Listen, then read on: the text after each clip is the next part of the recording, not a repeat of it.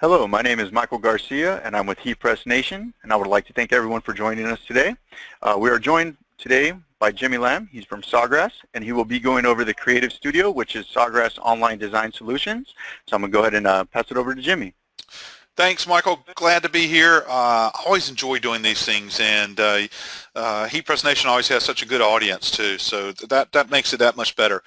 So today we're talking about CreativeStudio, the sublimation graphics solution, and this is one of the most exciting products I've seen in the world of sublimation in a long time. And I have a lot of fun with this product, so it's fun to share it with everyone. I know some of you probably are already using this, and some of you maybe don't even know what it is, and that's okay.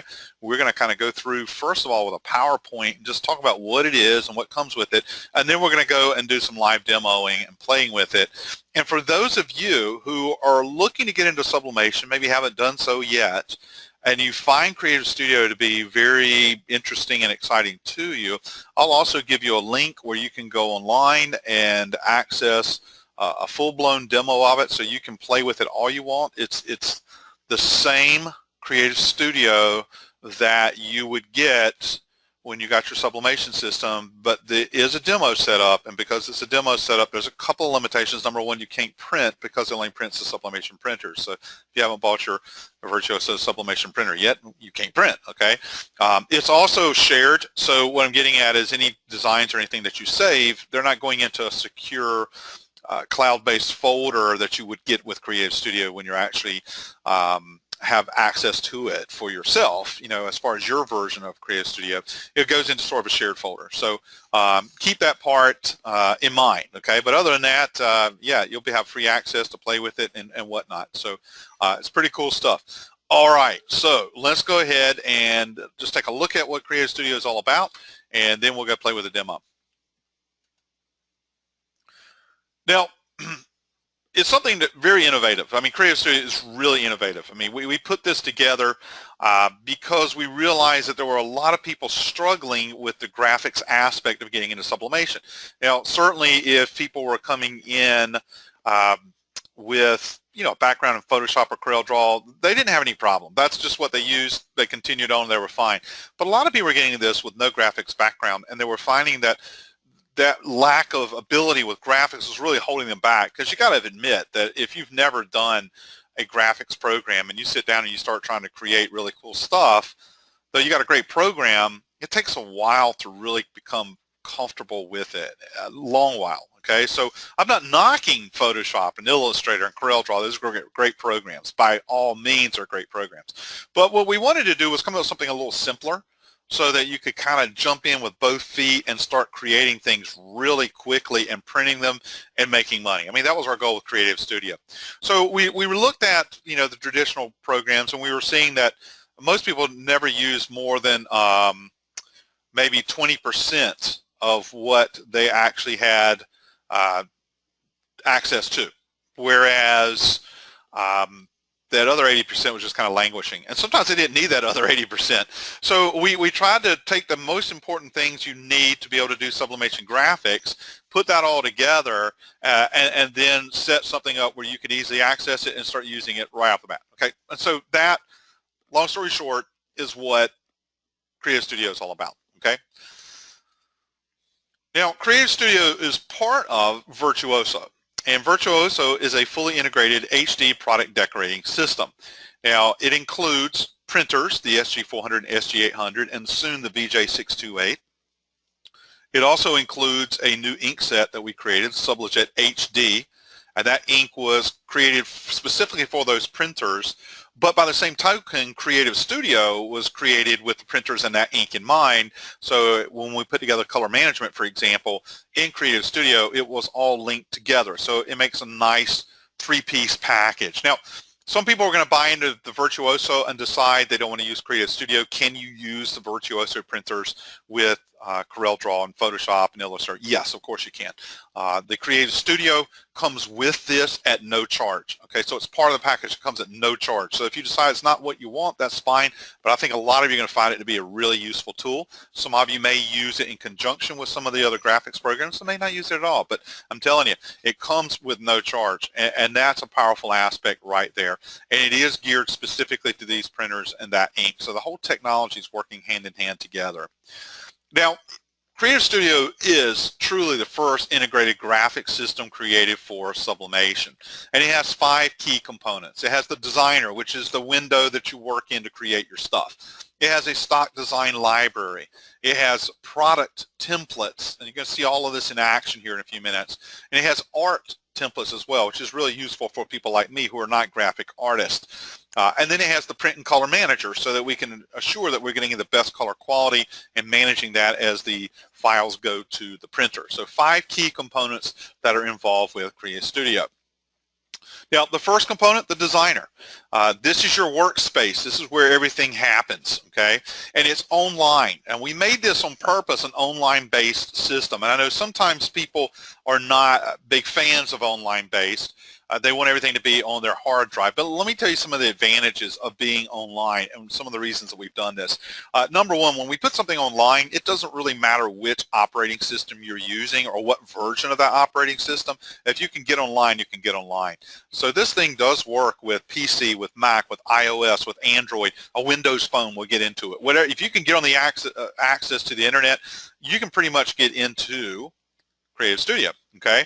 Another key aspect is if we need to make changes to the software in the background, you don't have to download a new version, okay? And you realize that some of these programs you buy, you constantly have to put in an update, and you got to go find it and download it and install it, and hopefully it doesn't reconfigure everything or lock anything up. So you don't have to do that. All this happens behind the scenes. Also, because this system includes stock images and product templates, we're able to keep adding those in and building your library while you're sleeping, if you want to be honest about it. So we have the ability to keep putting more things into here without you having to go through and figure out if there's a new update and download it, install it, and all that. So there's a lot of beauty with that. Also, we wanted it to be such that if you wanted to go visit a customer, you could actually create in front of them if you wanted to. Usually that's been a no-no. You don't really want to create on some of the more sophisticated programs in front of a customer because they start asking what all the buttons do. Okay, but the reality here, you could take a tablet, go visit a customer, design online, and you save it right there online while you're talking to the customer, and then when you go back to the shop, you can print it out. It also, because it's online based, means that you can access it with multiple devices, okay, from multiple locations. That's important. And you can also print down to different printers, so it's not like linked to only one printer. You can set it up with multiple printers to access it. So there's a lot of advantage of being online for that easy accessibility aspect. So keep all that in mind. If you're one of those that not sure you like the cloud, you know, there definitely are a lot of advantages there. We also packed it full of intuitive tools and functions. We wanted to make it simple where you look at something and you read the title of that button, you understand what it does. And if you have a drop-down box, it makes sense and it's not too overwhelming. We wanted to just quick, clean, crisp kind of user interface. We also took into account in the designer that different people have different printers, and there's different sizes of papers as well too. So again, this is really built around sublimation production. It's not just a generalized graphics program. It's taking into account the real products, the real printers, and the real paper sizes that you're using too. And so, for example, if you're doing mugs, you can actually choose to use mug paper, so you're creating your graphics based around the size parameters of mug paper instead of a full sheet of paper and then cutting it. Okay, so it's just things like that to think about. And finally, it's product centric. You know, usually if you're working with a true graphics program, the first thing you do is you create something and then you try to figure out how to make that fit on the product. Well, what we do is pretty much ask you, what product are you working with? And then CreativeStudio helps you build the graphics so that it fits that specific product. So it is definitely product driven, and you'll see all that in action here in just a moment. As I mentioned, it comes also with a stock design library. So it comes with thousands of design elements.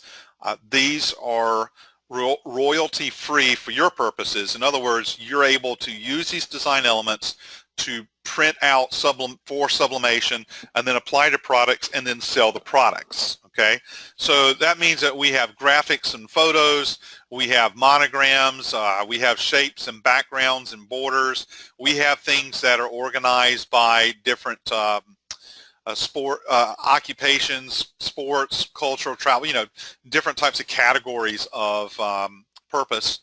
And you can also upload your own designs. Now, one thing to be clear on is there are always copyright issues when we're talking about stock design libraries. So as far as you taking the images that are within CreativeStudio, printing them out with your sublimation printer, and then applying them with the heat press to products, you're covered as far as the copyright goes. But the copyright does not allow you to have unlimited access to reproduce these designs any way you wish, or to put them onto other systems like for screen printing or maybe embroidery or something like that. So the reality is the copyrights are set up where you cannot actually take these design files out of your system and applying them into other systems. Okay. Now, if it's your own design, you can upload it all you want and delete it back out whenever you want. But as far as the ones that come with it, that's just part of the issues with the copyrights, and that's just normal copyright law. I mean, if you ever actually buy clip art and read the fine print, it will specify how it can and cannot be used. But suffice it to say, you don't have to run out and buy a lot of clip art when you're just getting in, because your CreativeStudio already has it.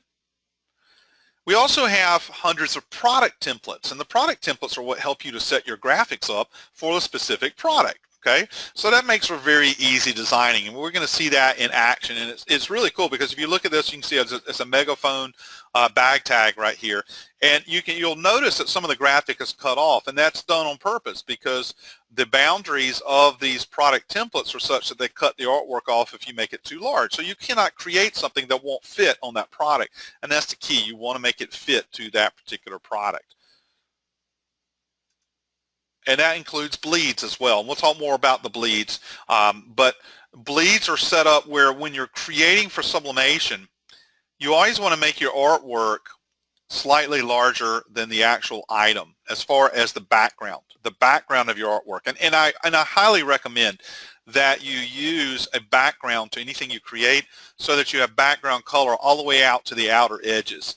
When you have a lot of white area on a product, and you know most sublimation products are white because we don't have white ink. When you have a lot of white area, it's really kind of boring to look at. So this would look a lot nicer if there was some kind of background image that filled in all that white area. So the idea is if we put a background and we run it out to the edges, we get what we call full bleed printing, meaning going from edge to edge. So when we're setting it up, it makes it easier to set up when you line your, in this case, bag tag with your transfer paper. It makes it easier for you if that background goes slightly larger than the product itself. Because then when you print it out and then you go to lay the product over the printout, you can see the edges of the color of the ink sticking out, so it makes it easier to line up. And so these are the bleeds to refer to, and you can see it clearly here. The white is the actual area, the actual printable area of the megaphone bag tag. See this gray boundary right here? The gray boundary is the recommended overbleed. So we want you to actually make your background go to the edge of the gray, which means it will actually print out the same size as the edge of the gray, be slightly larger than the actual piece you're going to put it on, but it makes it easier to line up. By the same token, it's a great example of what not to do, because anything, you know, see the edges of the B and the C and the D, they're in that gray area, which means, yes, it'll print, but it's larger than the actual product so that they wouldn't show up on the product. It wouldn't transfer over. So bleeds help you get everything lined up, okay? And that's a very, very important thing to have is the bleeds. All right. Product templates also include product color choices. Though most things are white, some of the products actually are available in color, and if it's available in color, we include it because these are real products. These are not generics. These are real products. So, you know, we're giving the specific details. And then finally, of course, the product templates define the image shape and size. So they help you set up, because if you think about sublimation products, they're not all square, okay, or rectangular. They come in a lot of different shapes and sizes. So again, the product template helps us get all that set up the right way. So we're always designing to the product. Now, we also have art templates. And art templates are just like they sound. Okay, they're templates put together for your artwork, and they're all based on all kinds of different themes and whatnot. The beauty of it is hundreds of them are preloaded, and the majority of them, pretty much all of them, are editable, meaning we can edit it. I know editable sounds like we can eat it, right? But anyway, we can edit it, so that's important. But they're already preloaded in. We have them in by subject. We also have them in by product-specific types as well, and they can be modified. That's the key. They can be modified. So it's a good starting point, meaning that you start with a template, okay, and it may not be exactly what you want, and then you start modifying, and a lot of times that's so much easier than starting from scratch, especially someone like me, okay, who is not a true graphic artist. So keep that aspect of it in mind. And then finally, you can create and save your own templates. So as you're creating and you modify a template and you can create something totally new and save it, you can build one from scratch and save it too. It's totally up to you. And then finally, the fifth piece of the puzzle, the Print and Color Manager. The Print and Color Manager is a true piece of software that you will install on the computer that feeds your printer. So when you're actually printing from your designer, which is in the cloud, it comes down to your Print and Color Manager where you have the ability to make some adjustments to it if you need to. So it has built-in color printer ink specific profiles for your color management purposes, and it also has job specific recipe settings for setting things up properly for printing. And then finally, multiple printers can tie into one designer. That's an important aspect. Okay, all right, so just to give you a real quick little illustration of the configuration of how you're going to set up CreativeStudio, and then we'll go into a demo. Okay, so as I mentioned before, CreativeStudio, the designer, basically is in the cloud. So that's what I'm showing you right here. It's in the cloud. Okay, the printer is in your local location. So what you're going to do is you're going to create things in the designer and you're going to print locally. Okay, create in the designer on the cloud, print locally. Your images, your templates, and your finished designs are all stored in the cloud. Okay. Each user has their own unique account online, so it's secure and it's yours. Okay, nothing is stored on the local computer except the Print and Color Manager.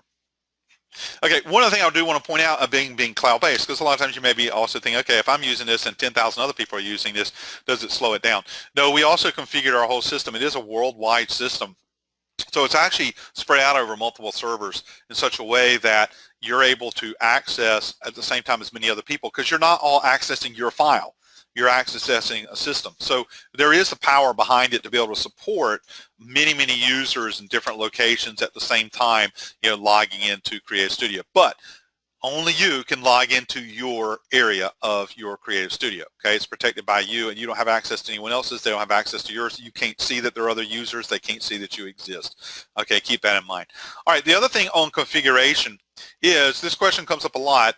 I want to be able to use CreativeStudio and, say, Photoshop. Can I do that on the same printer? Yes, you can. If you're a PC user, you're going to set up your CreativeStudio. It will be in the cloud. You'll work in the cloud, then it will download to your CreativeStudio Print and Color Manager, which is on your local computer, and then it feeds over to the printer.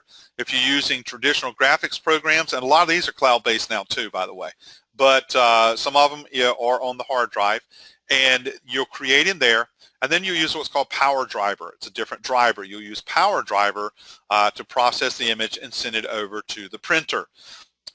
The Coreldraw, Photoshop, Adobe Illustrator, they do not interface in any way with CreativeStudio. CreativeStudio does not interface with them either. Okay, so they do not talk to each other, but they do not interfere with each other as well. So you can have both on the same system. If you're a Mac user, it's almost identical. With Mac, again, you're working in the cloud with CreativeStudio. You install CreativeStudio Print and Color Manager for Mac, and you process down through it to go to the printer. If you're using traditional graphics programs, you don't use our Power Driver. Instead, you use a Mac profile combined with a printer driver, but it's basically the same thing. You create, send it through here, over to here, and again, these two do not interface with each other, but they do not interfere with each other either. That's just as important. All right? Okay, so that brings us to the final slide of the PowerPoint, but not the end of the presentation. So what I'm going to do here is I'm getting ready to switch gears and go into CreativeStudio so we can demo it and play with it a little bit. And what I wanted just real quick for you to see is, if you do want to do some follow-up later, you'll see there is me, and you can contact me. You can also contact Michael Garcia at HeatPressNation. So make a note of that information there just in case you have questions later. And I do take questions as we go. I know a lot of you have been sending in questions already, and I will be addressing those as we go through. So feel free to ask questions now. Feel free to ask questions later. Totally up to you. All right, now give me just a minute. Your screen may go black, but it's going to come back. It's just me switching over to the internet so we can go into CreativeStudio. So give me one moment here. Okay, I am back, and now we have our screen up here. And what you're seeing is you're seeing the Sawgrass website because that's your access point for CreativeStudio. Okay, you just go to the Sawgrass to get in. There's a couple of different ways you can do it. I don't have all the icons showing on my screen. You'll also have, when you're set up for CreativeStudio, you'll have a small little icon in the bottom right of your screen, which is another direct path into CreativeStudio. Just the way I'm on multiple screens here, it's not actually on this one, so don't worry about it. Okay, so that way you would get to is you can go right to our Resource Center, click on using CreativeStudio, and you can start going in that way. That'll bring you here. I'm going to launch CreativeStudio Online Designer, and here it is. All right, so the very first thing you see when we come online is it's actually asking, what are you going to put this on? That's our product wizard right there. What are you going to put that on? So we're going to get a list of products. Now, one of the things you may notice here on your screen, you can see over here, it's a little grayed out, but it's over here, HeatPressNation. We just added a new feature into CreativeStudio so that you can set it up so that you will only see the products carried by your reseller or your dealer. Okay, so that way when you're working with products in the program, because I have it set up for HeatPressNation, we're only going to see the products that HeatPressNation carries. So that becomes really useful because I'm ordering all my products from HeatPressNation. I don't want to see something in there that they don't have because then I don't know where it came from and I spend a lot of time looking for it. So it's nice to be able to work with exactly what their inventory is. If you don't want to use that feature, you don't have to.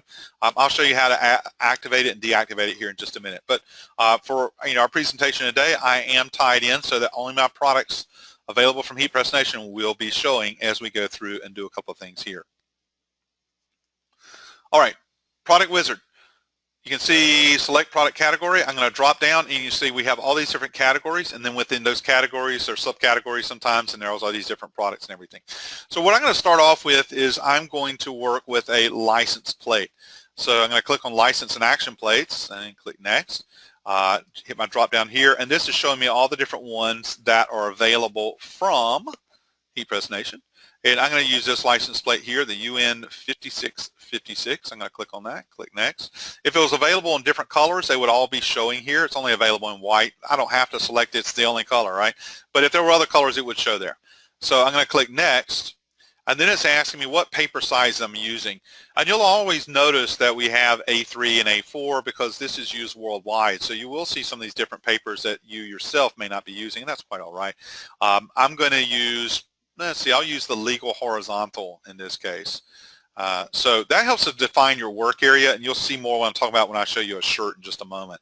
All right, here's that license plate, and it is all on the right parameters. And what do you see down here at the bottom? It says 5656 license plate.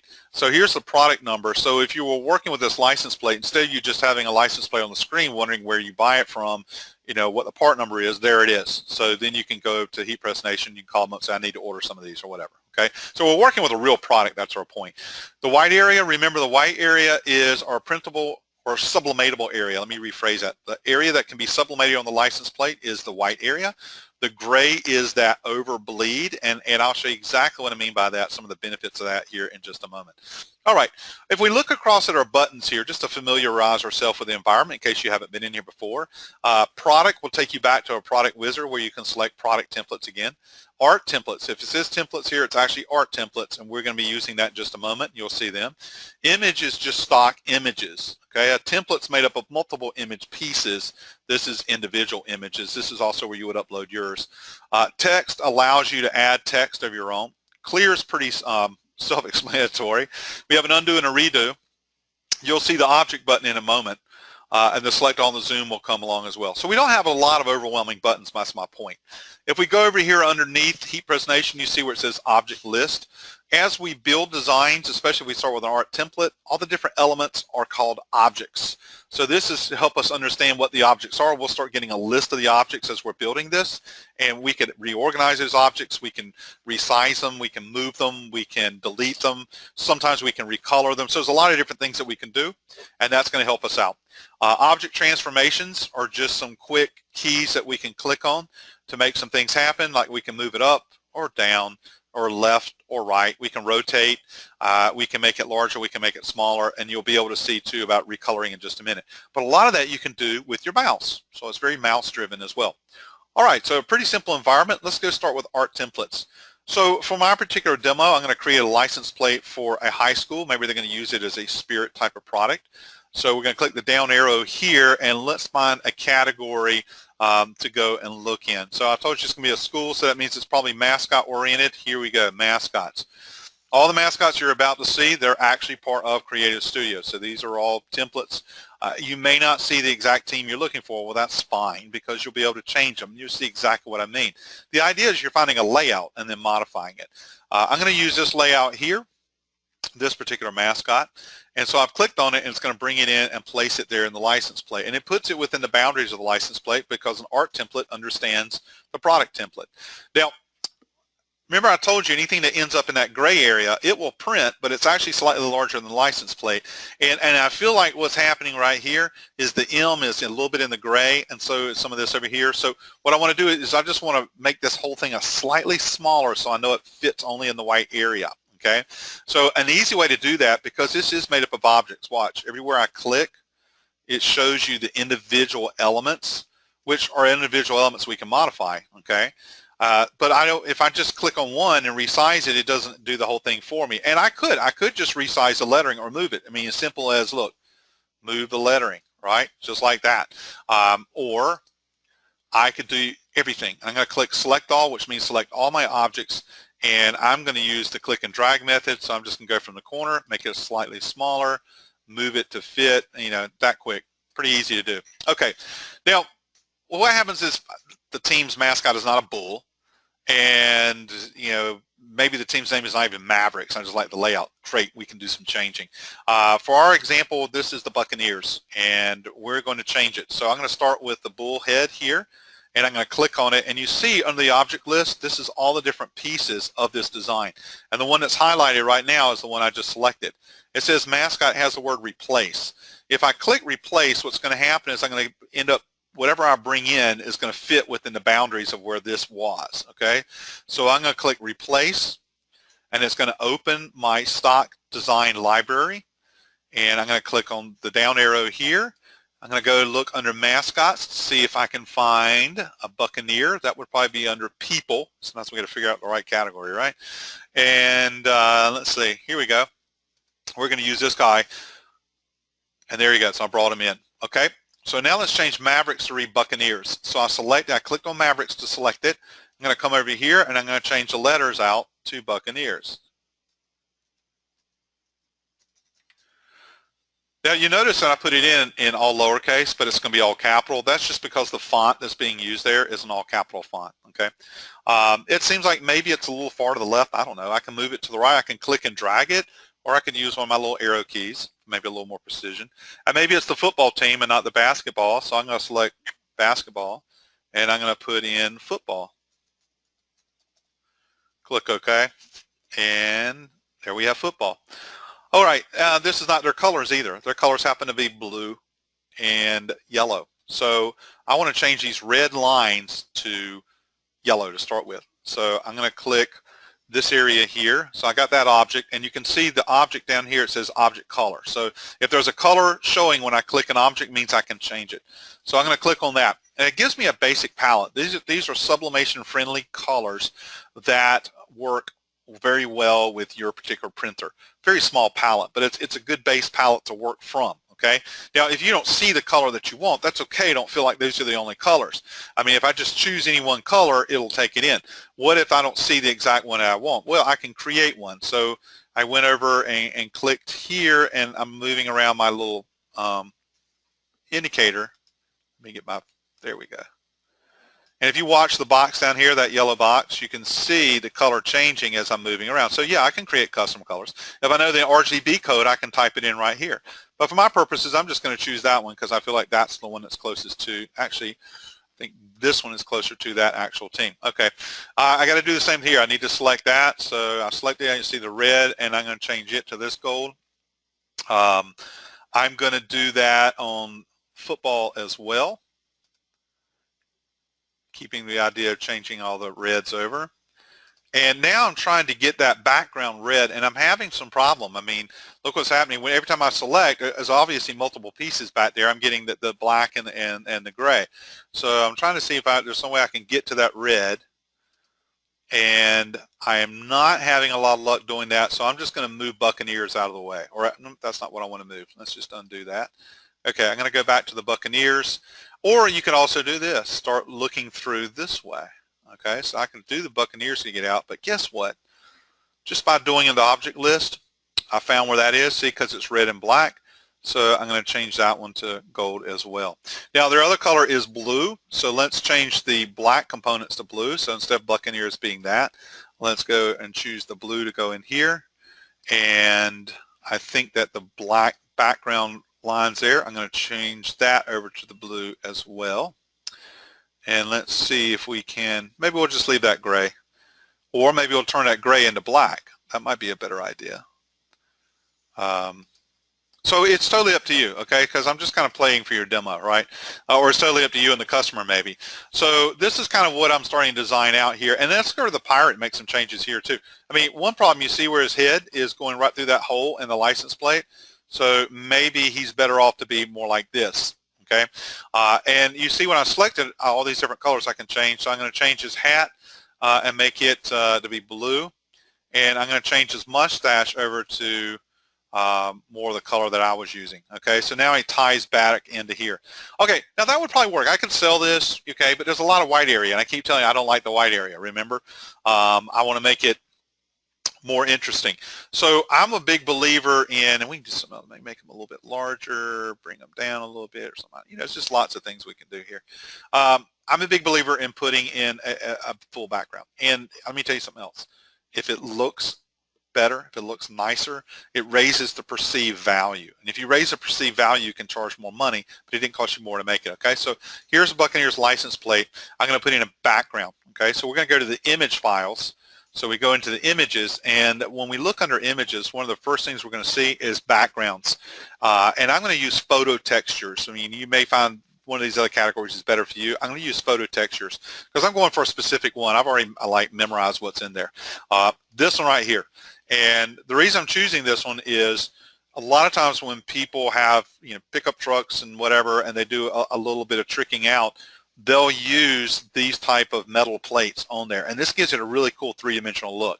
So it comes in, and when it comes in, it overlaps everything. We're going to fix that in just a minute, but I want to make sure it's big enough to completely cover the license plate, right?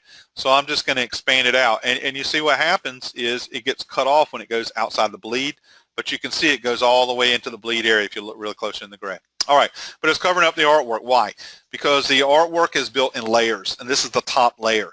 So what we're going to do is we're just going to move this down so it's the bottom layer. Now, it's called an object. Everything here is an object, so we're going to go to the object list, and it tells me what I can do with things.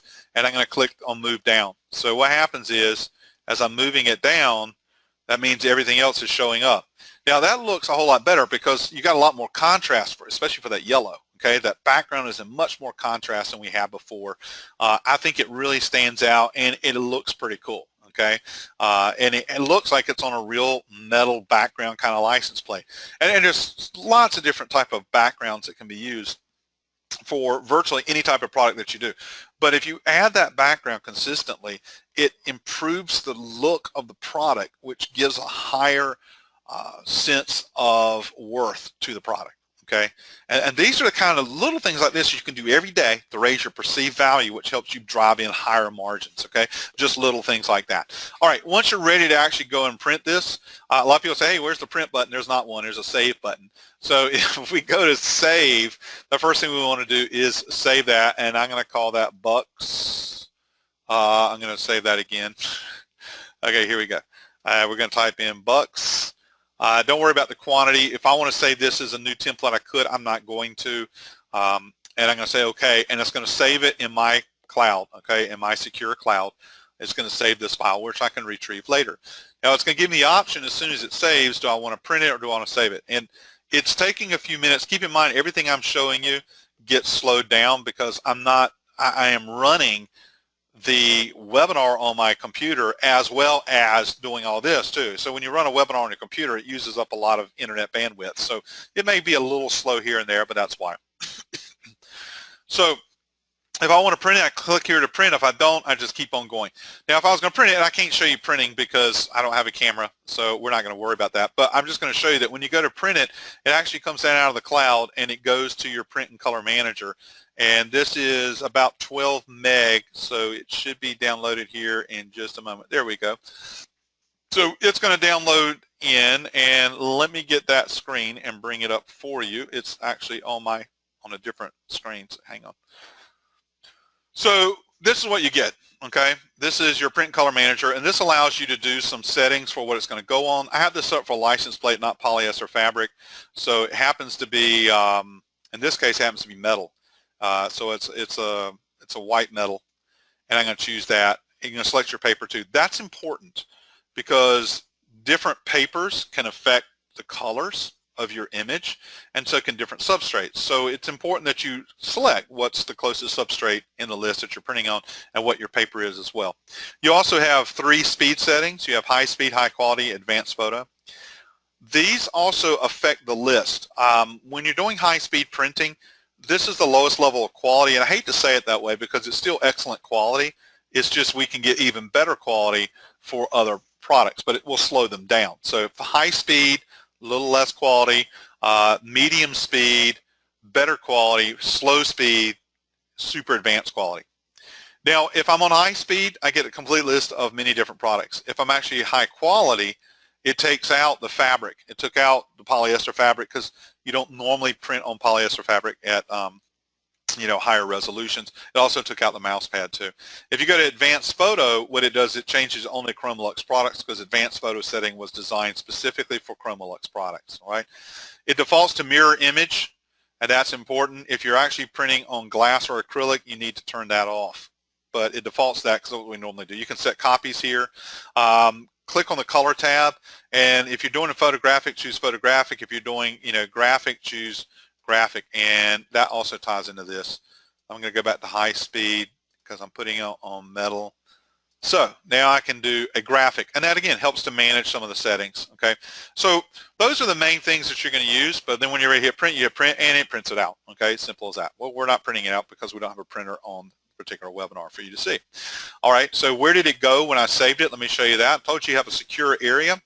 You see my name up here where it says J Lamb. That is my access. I go into administration, and administration, if I want to print it later, it's going to be under my exported print files. You can see it right there, and I can print it, I can delete it, okay? If I create templates and save them, they would be under my templates. I don't have any in there right now. Any images that I upload of my own, you can see them in here, you can delete them out of here. And while we're here, let me show you about the resellers. This resellers is new. If you've been using CreativeStudio, you may not have noticed that's been added in, this particular button up here. This is where, if you want to add in so that you're only seeing the HeatPressNation products within your product list, this is where you add it, okay? Now, HeatPressNation, all you have to do, the default CreativeStudio looks like this. And all you have to do is put in HeatPressNation, okay? Click Save, and you'll see action completed successfully. You'll see their logo here, and now everything in the product list is their list of products. Okay, so that kind of narrows it down to what they have. Pretty easy to use. So let's go back into the designer. Let's do a shirt because I know a lot of you are doing shirts anyway. And actually, before I do that, I'm going to take a couple of questions real quick. Okay, because there's several in here. So let's go ahead and take a few, and then we'll do another video here. Can CreativeStudio be used with any brand printer and purchased separately? No. CreativeStudio is only for Sublimation, number 1, and it only works with the Virtuoso printers, the SG400, the SG800. It will soon work with the VJ628 as well. It does not work with the older Ricos. It has to do just with the technology and the color management aspects. This was built around the ink sets and the technologies of the latest printers, so that's all that it's going to work with. I'm just reading some of the questions here. A lot of them are overlapping questions. I'll just condense this one. It has to do with design formats, etc. Currently, the only thing you can upload is a JPEG or a PNG, a JPEG or a PNG. You cannot upload vectors yet. We're working on that. Now, most of the art that's in the system happens to be vector, but you can only upload JPEGs and PNGs currently. We suggest that you make them as large as you can because you don't want to be enlarging beyond whatever the original dimensions were. Quality, whatever quality you upload is what quality it's saved in. So, keep that part in mind. Doesn't matter how you place the paper logo face up or down. Normally when you're sublimating for most products, the actual product is on the bottom face up and the paper is on the top face down. The way you set it up is you invert it on a table and you have your printed paper facing up, and then you lay your product facing down on top of it and typically use a couple of strips of heat tape to hold it in place, and then you flip it over when you go put it into the heat press. There are a few exceptions to that, but most products, paper's on top, substrate's on the bottom when it goes in the heat press. How can we sublimate on dark fabric? I see dark sublimated garments all the time. You cannot sublimate on darks with sublimation because we don't have white ink. So without white ink, we cannot add the color white to something dark, and B, if you have a white base when you're printing, it makes all your other inks more visible. If you're seeing sublimated dark garments, then they were probably done as all over garments, which means they started with a white garment. They used a wide format sublimation printer and a wide format heat press. They made a transfer that was as large as the front of the shirt and another one that was as large as the back of the shirt. So when they sublimated the front of the shirt, they were recoloring the shirt and adding the artwork at the same time. Same thing on the back. And that's called all over printing. That's how you sublimate dark garments. Also, it's the same kind of concept with cut and sew. You're doing the individual panels, but the same way, then it's sewn together. Can you print on cotton shirts? Sublimation is designed to bond with polymers and polyesters, okay? If you want to print on cotton, you can use a product like ChromaBlast is one of our products. And ChromaBlast also works with CreativeStudio. If you don't want to use ChromaBlast, there are other products that can print on cotton. There are some papers out there now where you sublimate to the paper and then the paper can bond to cotton. I have not used it. I cannot recommend it one way or the other because I don't have a lot of knowledge about it. And there are a few other things like that. Some of them are difficult to use. It just depends on what the product is. You would have to, investigate that on your own. Once you have created and saved a design or template, is a way to tweak it without having to create a whole new design. I mean, once you can open it back up. If you create a template, you can certainly open it back up and change that as you need to do. Once you've saved it, it's an exported print file, so you're really only able to print it. But that's a really good question. That's something that's being worked on. We have a big new update coming out probably September, October. Okay, that's addressing a whole lot of those kind of things. It's going to make it even easier. Some really cool stuff in there.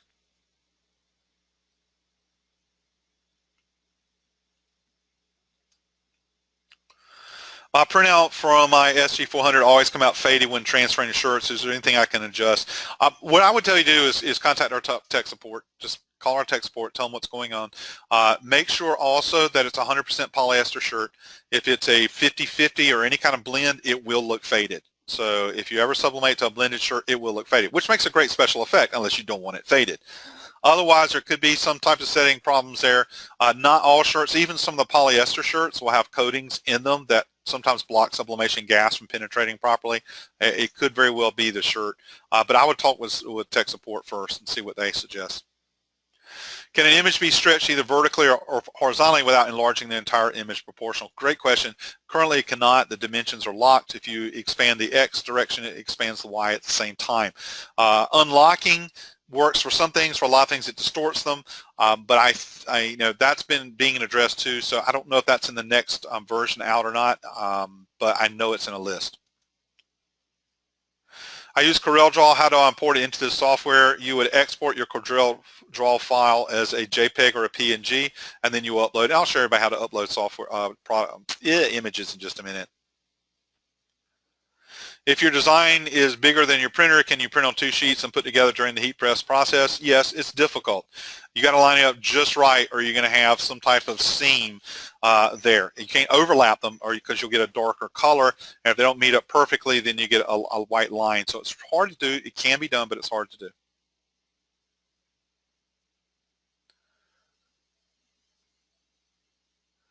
The question is, when you put paper in the printer,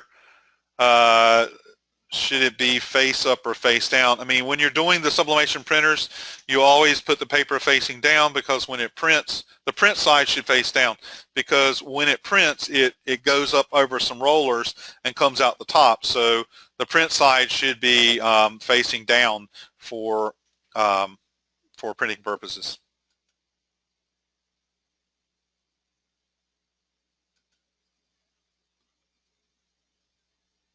What's the minimum amount of polyester used in a shirt and a hat? You need to have at least 50% polyester. And whatever the other fibers are, they have to be able to withstand about 400 degrees Fahrenheit. You got to be careful with some of the nylons, because there's some tri and quad blends out there that don't stand up to the heat so well. So be careful with that.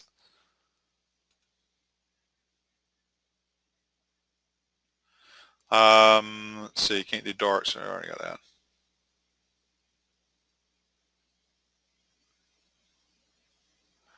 That's a question about doing something through Photoshop. That's not our focus today. You can sublimate pastel color shirts. Yes, you can. Keep in mind that you do not have the color white. You cannot print the color white. So if you need a white soccer ball and a yellow shirt, not going to happen. How do you stop bleeding when transferring with a heat press? Mine bled to the back of the shirt. It changed shirts. I haven't had that problem. I mean, the shirts that I use are, designed pretty much for sublimation, do an excellent job. If it's bleeding through, then just simply put a sheet of newsprint between the front and the back of the shirt when you're pressing it, and that will catch the ink and should stop the problem. Let's see, I'm using TextPrint R. My first print was applied to a clock. It stuck to the clock face and the print was faded. First question is, when it's stuck to the print the clock face, did you pull the paper off? It was hot. Don't ever let it cool. If you let it cool, it will stick. The second problem, if it was faded, I don't know enough about the clock, and we have to make sure you use the proper paper, and believe it or not, printing on the wrong side happens, and that all your settings are set the right way, and then that your time, temperature, and pressure are set the right way for the clock too. If you have everything set the right way, it should work fine. Troubleshooting like that, again, is a step-by-step process, usually done with tech support to help you kind of look at the different variations and whatnot.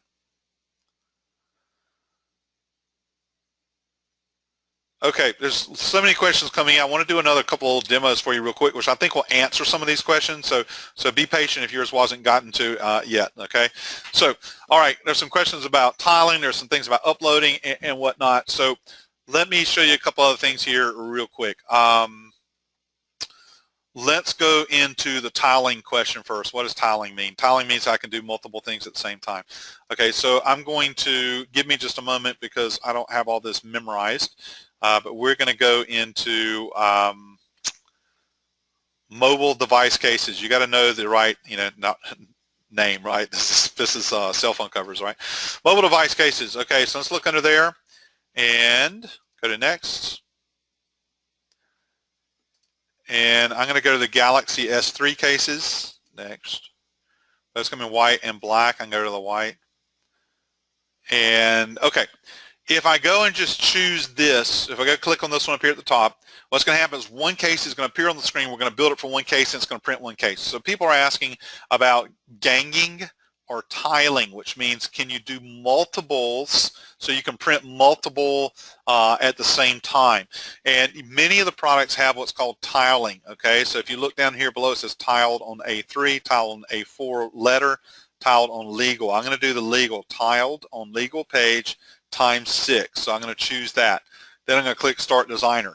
And what it's going to do is it's going to bring 6 of these phone cover templates at the same time, okay? So now I have 6, so I can set up all 6 of them on or not. Those images you see around the edges will not print, okay? The only thing that's going to print is the artwork that's put into here. All right, now this part, something kind of different happens when I go to select and put an image. So I'm going to choose this image here, and I'm going to take this one that's a ready-made image right here.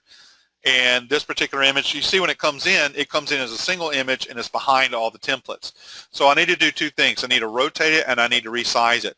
So the first thing I'm going to do is rotate. I can either grab it here and rotate it, or I can use these keys over here. So I'm just going to use these keys over here because I haven't done it yet, okay?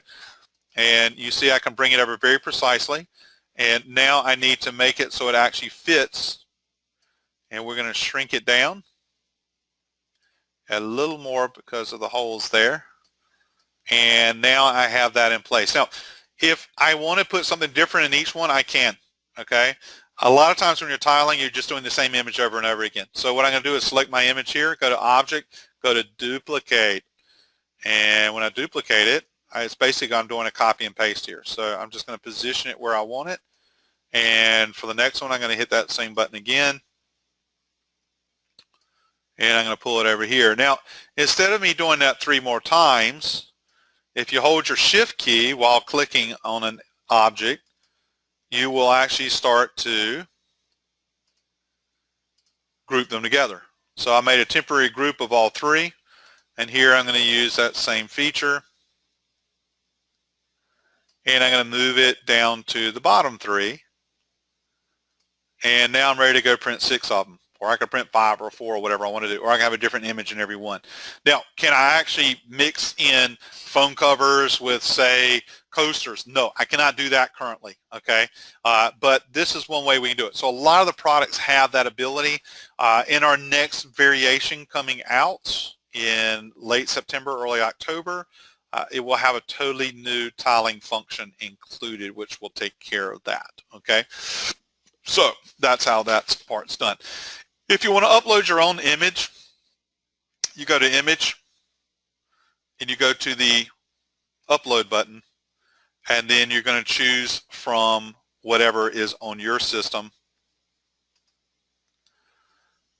And we'll use, I like my animals. We'll use this one. Open, give it a name. I think I already have a dog. Let's call it dog 3. And we'll upload it, and it's going to bring it into this area here. And then if I wanted to apply it, I could go ahead and apply it if I needed to, but it's going to be there. Okay, it's going to be in the My Images. So anytime now that we go back to Image, it will appear. You can see it right there, and then I can just click on it to apply it. So that's how we do it. Okay. All right, so let me clear this out, and I'm going to choose a different image because I want to show you kind of a little different concept. So we're going to do a garment real quick. So we'll go down to Garments, and we'll choose a short sleeve t-shirt, and we'll use an 11 by 17. Choose the front. It really doesn't matter where you're going to put it. I mean, the front just gives you that image there.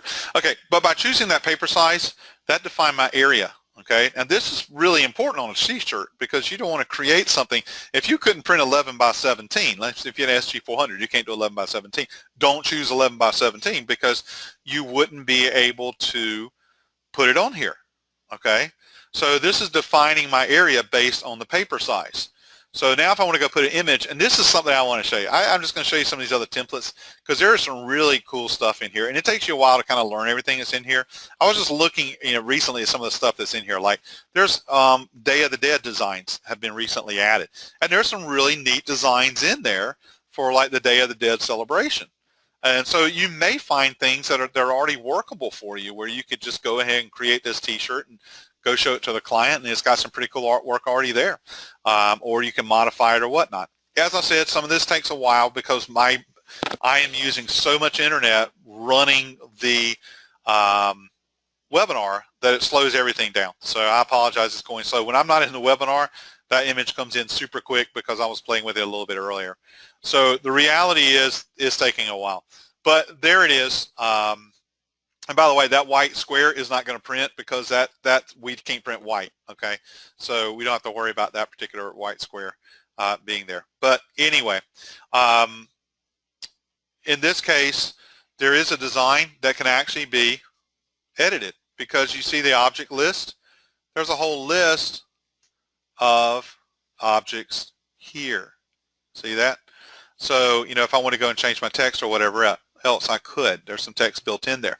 Now, another function we haven't looked at was the zoom. And the zoom right now isn't that great a zoom, I'll be honest.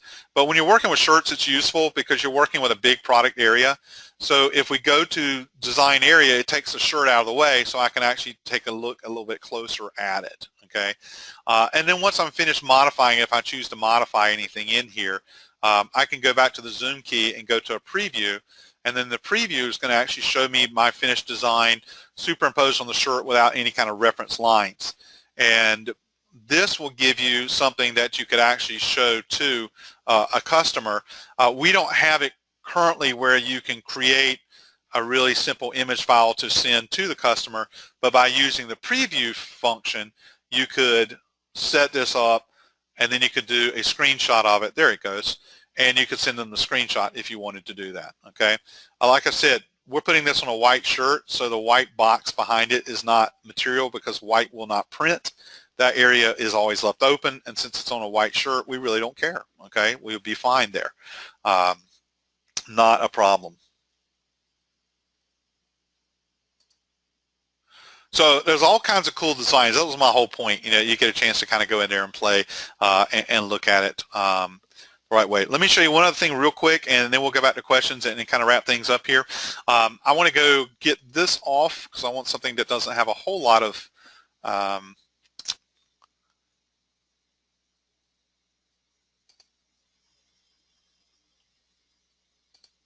this time I'm going to go to, let's go to maybe a plaque of sorts, I guess.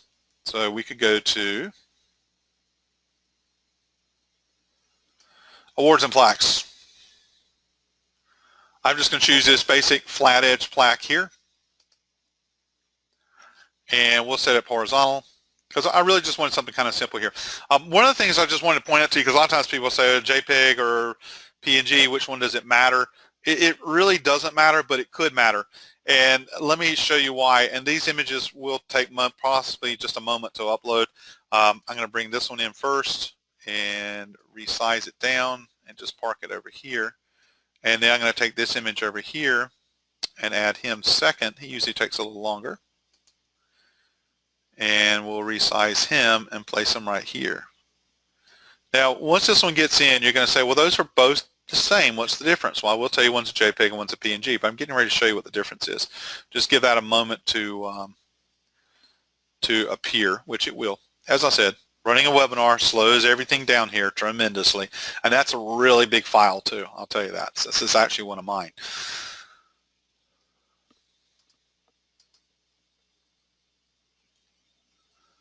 It'll get there. There we go. All right, see, they look identical, right? So now I'm going to put a background in here real quick, and then you'll be able to see the difference. So we're going to go to Images. We're going to go to Backgrounds, and I'm going to use another photo texture, different than the one I did before. I'm going to use Sensor Fish. I'm going to use the one that's water. So I'm going to bring water in, and it's going to cover everything up. We know that. And we're just going to stretch it out real quick, and then we're going to do the layering. So we'll go to the Move Down. Okay, what do you see? You see the white box, and you see no white box here. And you think, well, it doesn't print white anyway. Okay, but the problem is this background was white, and I mean, the product was white. I put in a background, so the background's going to print where you see the background, but it's going to leave it open where that white box is, because when you have the color white, it leaves it open, okay? So this was done as a JPEG. This is a PNG. Making it a PNG does not get rid of the white box. You've got to get rid of the white box on your own before you save it as a PNG, but PNG will allow you to save the transparency or the removed background. The JPEG, even if you went to all the trouble to get that white background out, you save as a JPEG, it's going to come right back in. So in a situation like this, the PNG is going to be much better. That's usually done through, Photoshop programs like that. I will tell you, if it's not a difficult image, you can do it in, believe it or not, Microsoft PowerPoint if you have Office 2010 or Office 2013. I did this one in Microsoft PowerPoint, and the edges came out pretty clean when I did it, okay? So I'm just telling you there's some little tricks there, but that's just something to keep in mind. All right, so Also, since I know we've been here an hour and some of you probably have to leave, whatever, I understand that. Let me tell you somewhere you can go real quick. Let me tell you where you can go if you want to actually play with this yourself. You don't have it yet, you're interested in it, you want to play with it. We do have a demo site where you can try this out. So where you're going to go to is www.sawgrassinc.com, and then you're going to put in Creative Studio Demo. Okay, so you see that URL right there, right? So just take a minute, everybody look real close. Sawgrassinc.com, Creative Studio Demo. If you go there, you have to set up a login and all that kind of stuff. Everything that I'm playing with here, you'll have access to, except unless it was one of my images, like the dolphin or mine. And you don't have a secure cloud area for saving images. It's just allow you to demo, and you can't print unless you have an SG400 or SG800. And if you have that, you don't need the demo because you have access to Creative Studio automatically. Okay, so that's where you will find that.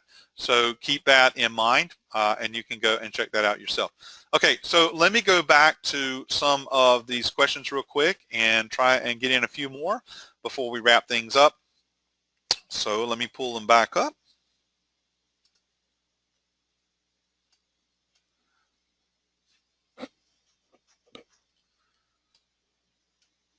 Can you do a truck or a hat? I did not do one. There's some in the list, so you can certainly play if you want to go try it out yourself. How do I change font size and type when adding text? If you want to add text, let's just get rid of that particular one because it's kind of ugly looking, okay? So we're just going to put something real simple in here. If you want to add your own text, you go to click on text.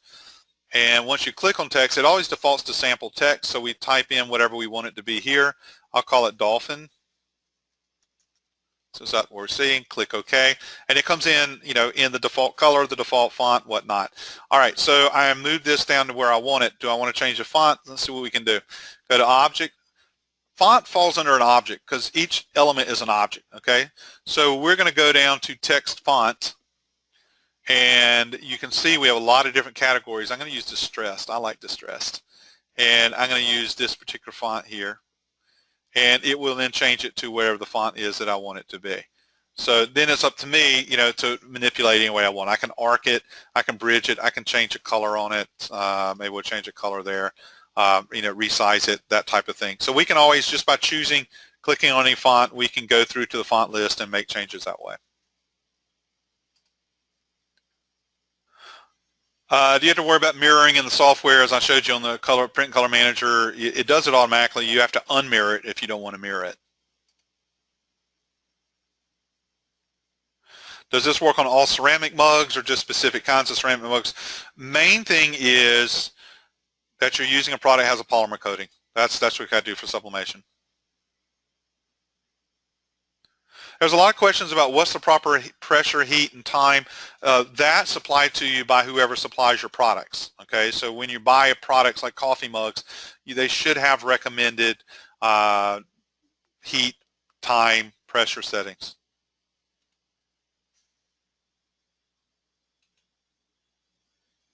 Do you have to pay for sub updates to the software? No. Can you sublimate on normal tiles from Home Depot? No, they must have a polymer coating to them. If I purchase the printer from HeatPressNation, do I automatically have the CreativeStudio, or do I have to purchase separately? First of all, it's free, okay, with the SG400, SG800. If you bought that, you have access to it. Basically, when you register your printer, then you're basically setting up your registration for a CreativeStudio. If you have questions about that, you can ask HeatPressNation, or you can ask Sawgrass Tech Support.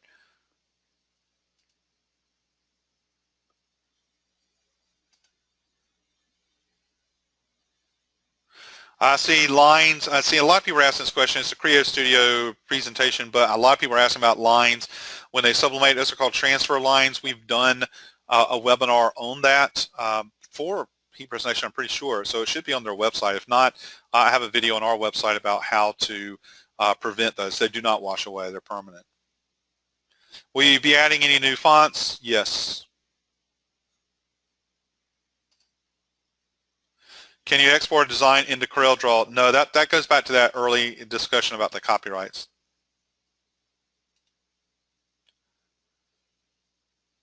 Can you purchase a polymer coating to add to tiles or cups? Very, very difficult to add your own coatings. Very difficult because you have to get consistent depth and coverage, which is really hard to do. The people that do this professionally have computer-controlled equipment that control the depth, the applications. It takes multiple layers, and it has to be cured out just the right way. So there's a lot that goes into it. Okay, I do need to wrap there. We have gone over the hour. Appreciate you coming out and the questions that you have. Also, if you have any other questions, I mean, you can always follow up with me. You saw my email earlier. You can follow up with HeatPressNation. Michael, are you still there, and do you want to add anything in? Yeah, I'm still here, Jimmy. I just want to say thank you so much. Definitely very informative, very powerful tool. It really enhanced my knowledge in regards to CreativeStudio. I feel a little bit more confident now, especially with the demo. You know, it's going to be a great thing to offer to customers prior to purchasing the product. So I really want to thank you for your time and just all of your knowledge and sharing with us. Well, I appreciate it, Michael. Thanks for inviting me, and thanks everyone for coming out, and we'll see you again in the near future with another presentation. Perfect. Thank you so much, Jimmy.